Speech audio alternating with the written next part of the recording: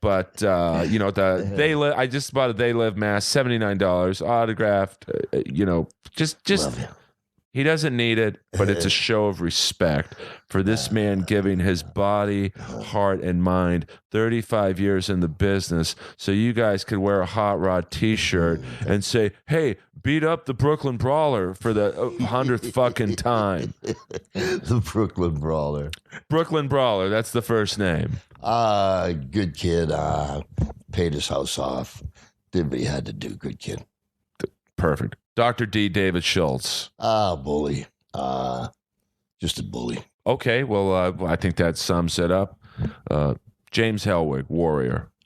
Was always respectful to me. I never had a problem with him, nor his interviews. Well, gee, if you can understand him, I don't know. His interviews were for little kids.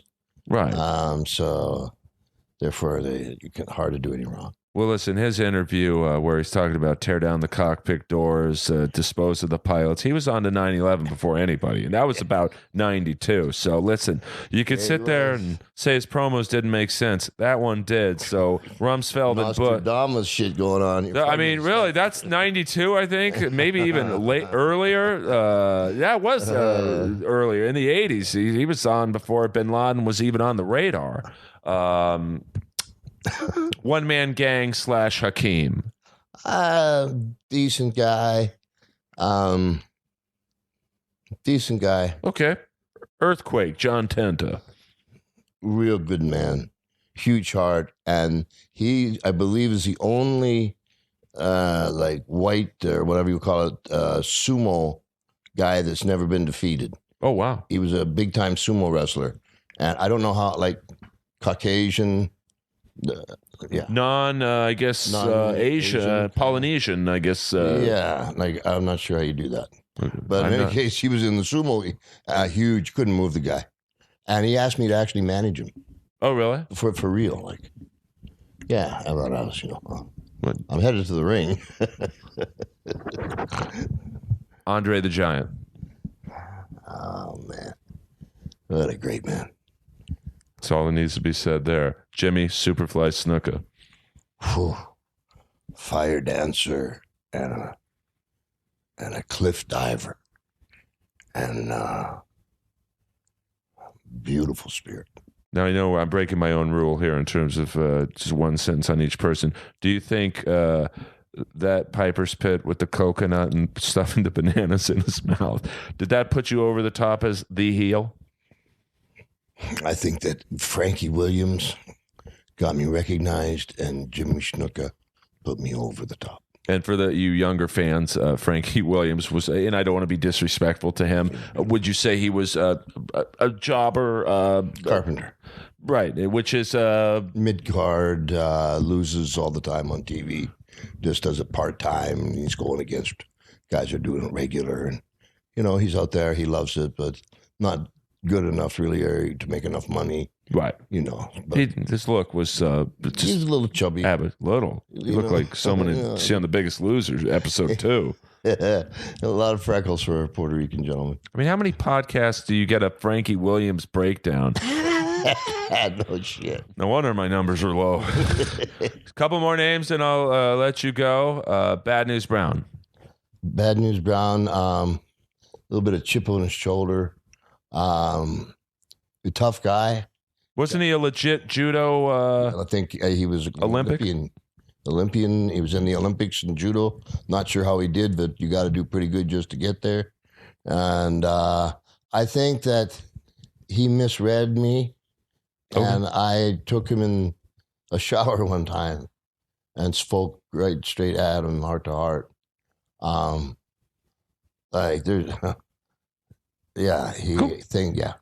Yeah, we straightened it out. Oh, great. Stu Hart. Stu Hart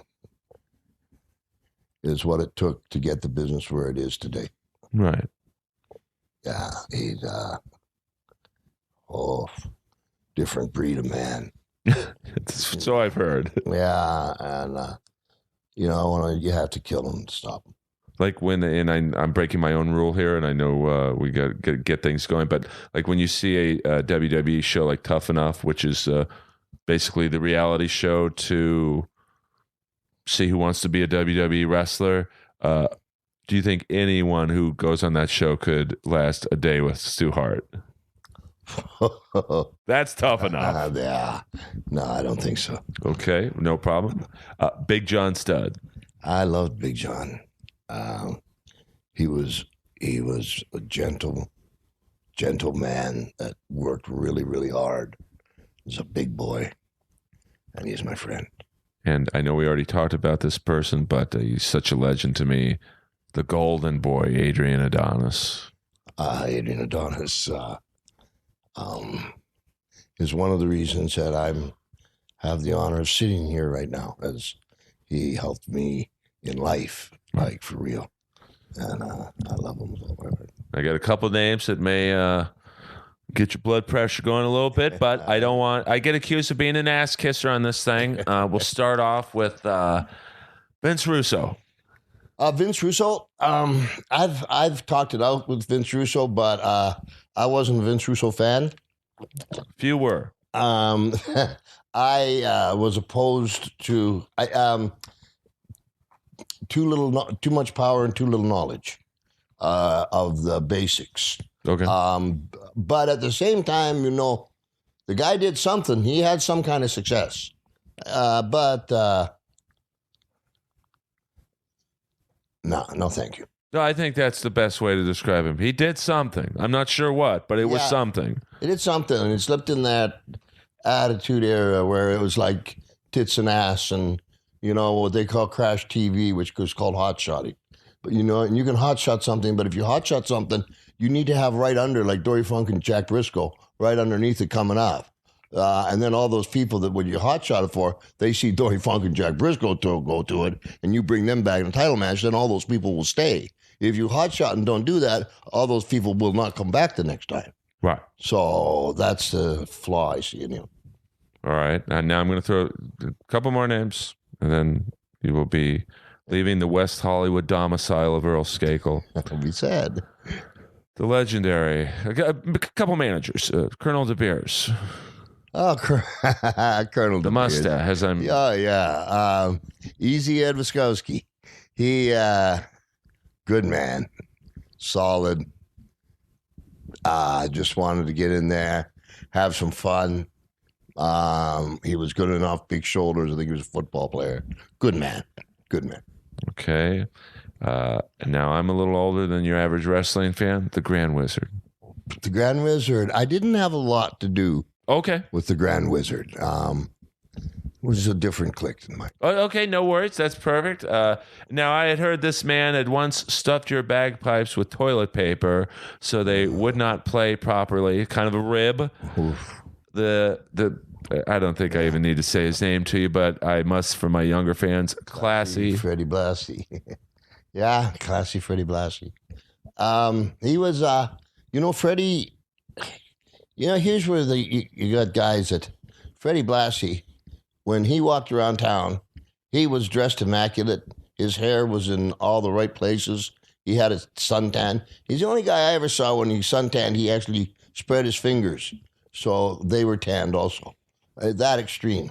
But, back in the southern states and stuff in Freddie's time, he drew a lot of money and he got a lot of attention and he worked hard at it. He competed with some of the biggest, Buddy Rogers and Gorgeous George. Buddy Rogers was a bad man. And Freddie Blassie had a little Buddy Rogers in him, as did everybody in that. And this is an example of when I came in, you probably heard the story, so I'll just cut to the quick, is when I came into Madison Square Park Garden the first time, they told me to my face they didn't want me here. And by the time the night was over, they had sabotaged me enough where they'd taken me in prime case of let's take the kindergarten kid to school. And I came out there with my bagpipes and, they shoved paper in my bagpipes so they wouldn't work. And I came in a limousine and literally said, "Don't call us, we'll call you," and left in a cab. And I fell, in front of everybody. This guy, 19 years old, going to the garden with his tree. And so they were really happy to hear that I fell down so hard. I never said a word. I never said a word to anybody. Because if you did, it would have been just repercussions backstage. More just to be a man about it. You kind of judge sometimes on some of your moments. And, it's like lesson learned. And it really hurt. It hurt me a lot emotionally. But more than that, I had worked so hard to get where I was, and it brought me back economically. Right. People laughing, whatever he's doing. And that was a stage in my life where if you pulled a gun, I just keep coming. Right. Yeah, not afraid of anything. And, to a fault. Going to need a gun to stop you even today. I don't know, but it's to a fault where this is a subject, and I won't talk about it, but that's really never really addressed. It's that underbelly that people don't talk about. Right. No. We want. Well, I got 4 more names for you, and I want to. They may cause different degrees of emotions. Well, no, I try to be respectful. Thank you. The one, the only, Mr. Perfect. Mr. Perfect. It's his dad, his first one to knock me out. Larry Hennig, right? Larry the accenting, baby Jesus. Mr. Perfect was a total surprise. He was a great athlete. He could do anything. He's always joking around, always had a smile, and always up to no good. And to take someone away, I mean, not even in the prime of the talent as far as he could have got. His talent pool hadn't even been tapped into yet. And to lose him so at that point, that was a rough one on everybody. But I think if I just had to sum it up, I'd say he's perfect. Absolutely. Just amazing man. Yeah. All right, now the final 3 names. The one, the only.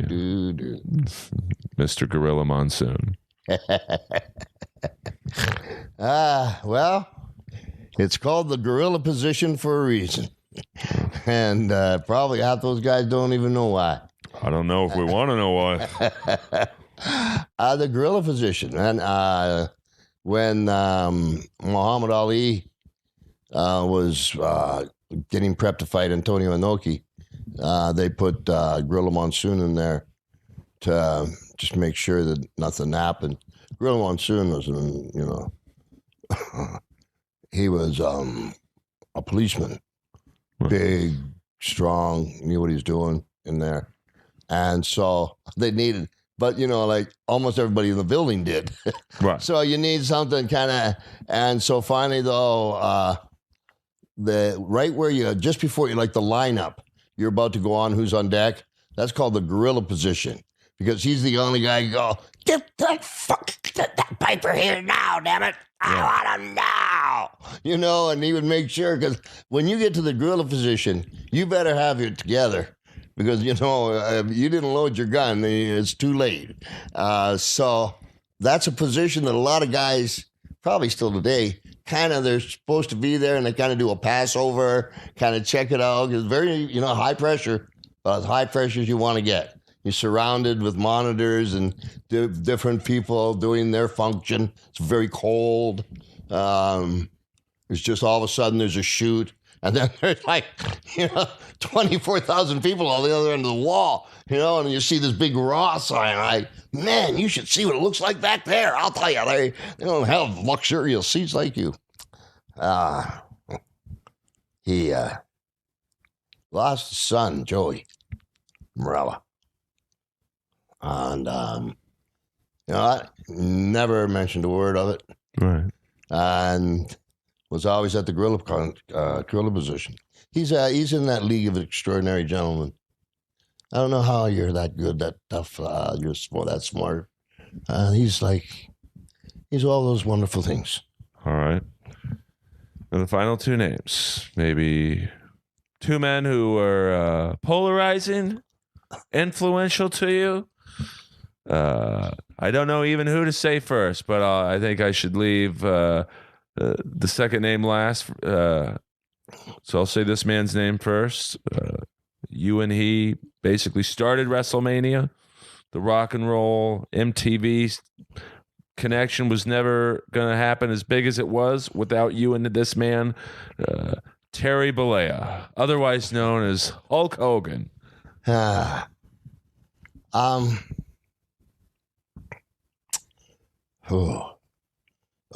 it up. Let me see. I know it's hard in one sentence, two sentence. Okay. Strictly business. If I had to sell out Madison Square Garden, I'd pray to God and I'd say, hey, God, I need somebody about, I don't know, 6'5", put a bunch of muscles on them and, tan them. Maybe, I don't know, yellow hair, make them stand out. And, I'll take it from there. Oh, have them take vitamins and say prayers. That's what I would have got. Yeah. People talk about his limitations as a professional wrestler. Not any worse than his acting. It's better. I like to say that when he's here. Well, I wouldn't. We were all, there was Nash, Hall,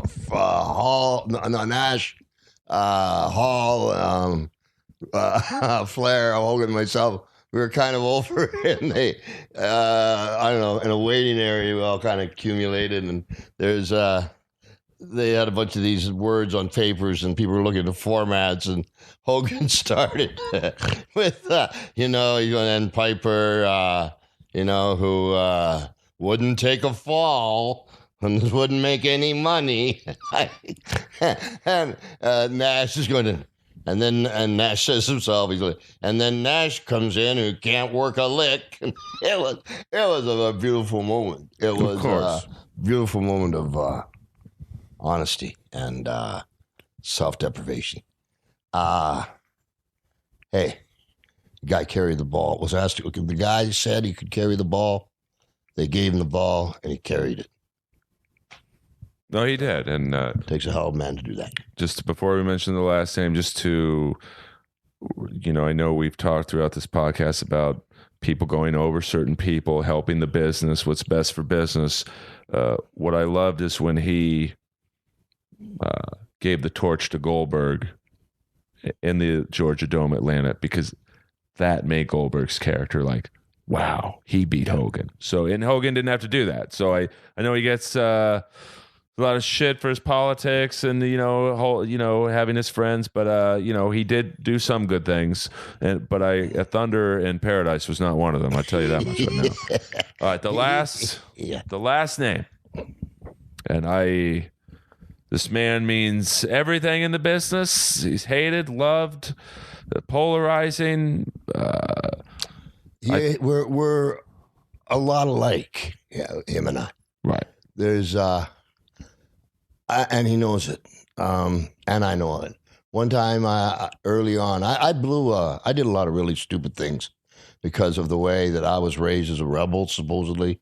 Where I remember him one time coming in with just jeans and a black leather jacket on, and he's like, "Hey, let's buddy around," kind of thing. And then I make a joke about it where he's reached out several times on long life conditions.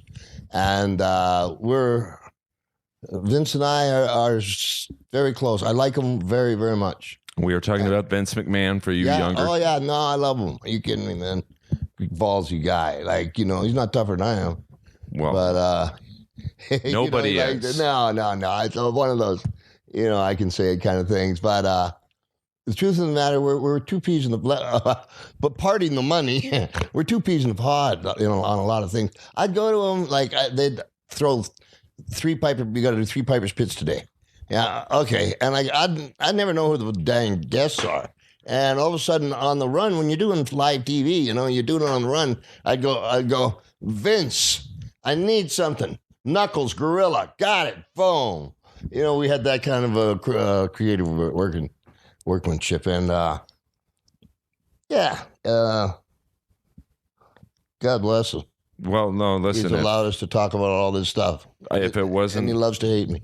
If it wasn't for him, I wouldn't have liked wrestling as a kid, and his father, and his grandfather. And I'd like to also thank Vern Gagne for giving competition to Vince. You betcha. I wish the WCW was rolling. I wish Vince was rolling. You know, I wish they had a big company over in Europe rolling, down South America. You know, competition's good.